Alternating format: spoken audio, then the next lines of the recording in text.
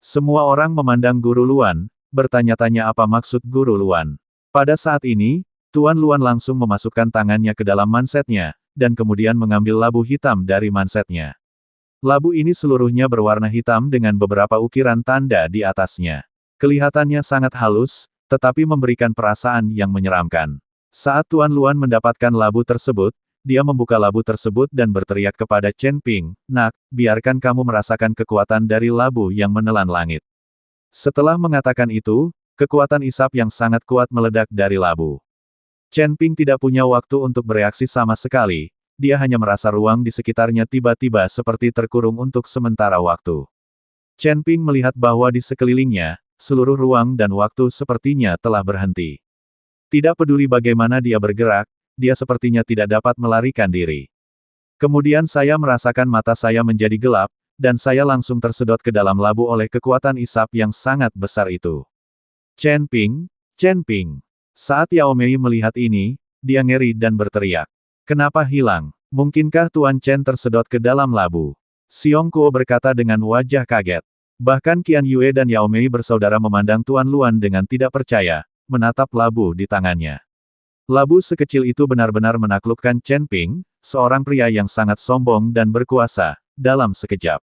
Ini terlalu keterlaluan. Tuan Luan, ini. Bahkan Qiyutu terkejut dan tidak bisa berkata-kata. Tuan Luan sangat puas dengan ekspresi semua orang, jadi dia dengan bangga menyegel labu itu.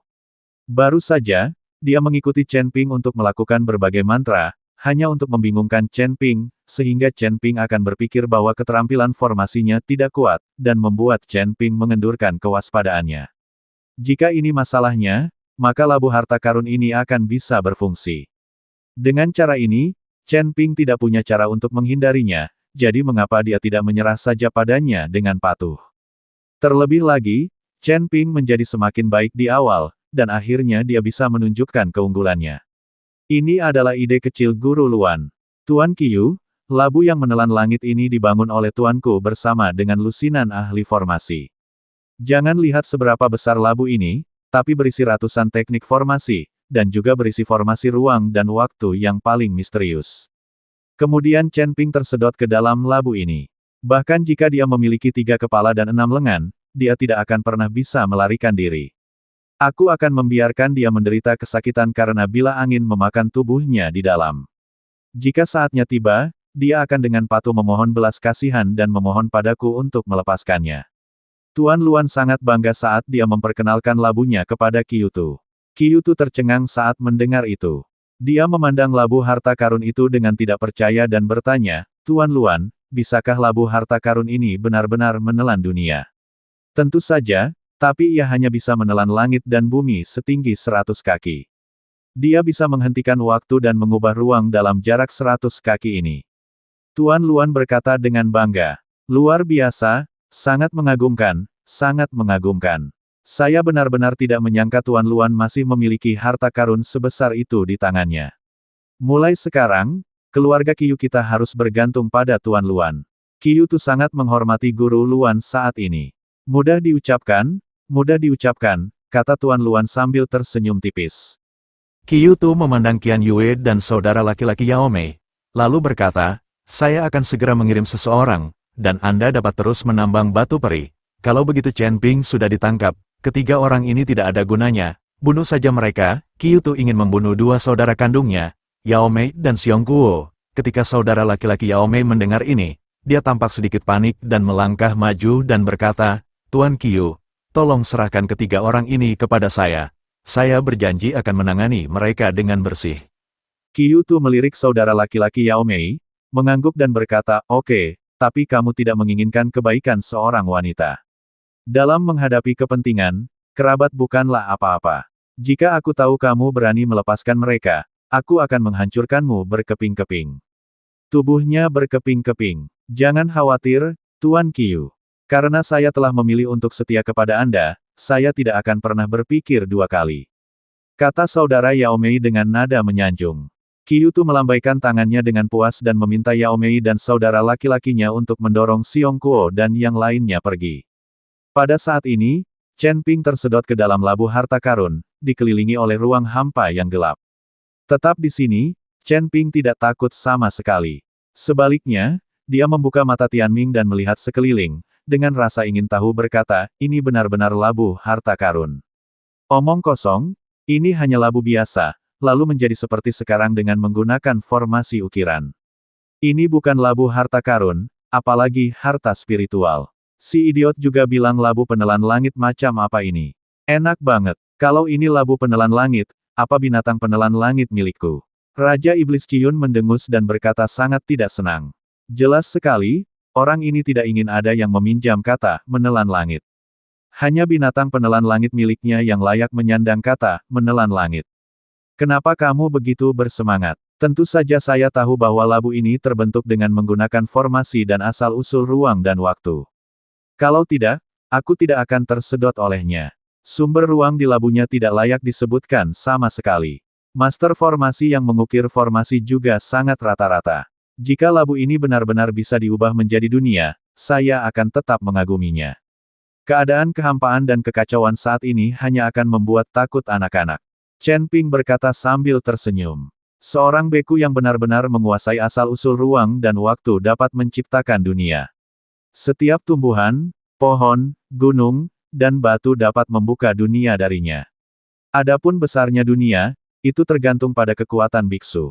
Bukan seperti ini, ruang kacau tanpa dunia sama sekali.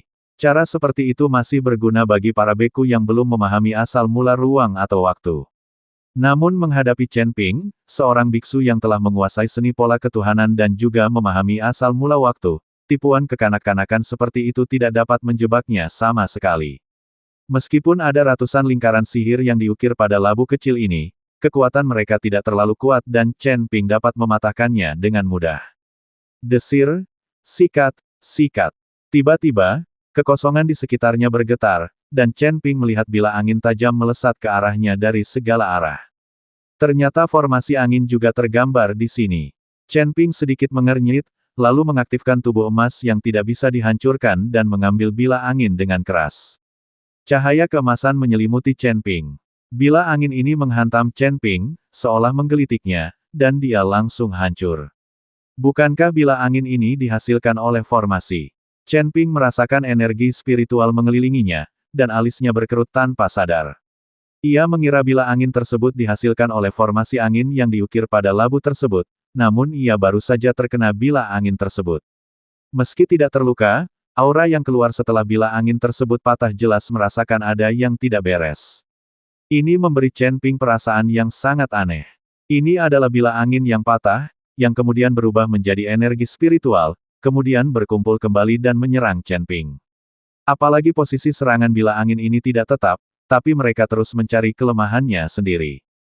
Dengan kata lain, bila angin ini sepertinya memiliki spiritualitas dan bukanlah benda mati. Dengan bantuan mata Tianming, Chen Ping menemukan bahwa bila angin ini semuanya berasal dari satu formasi, dan di dalam formasi ini, terdapat kekuatan asli. Ini jelas orang yang menciptakan formasi tersebut, dia meninggalkan asal anginnya dalam formasi, yang membuat bila angin ini tampak memiliki spiritualitas.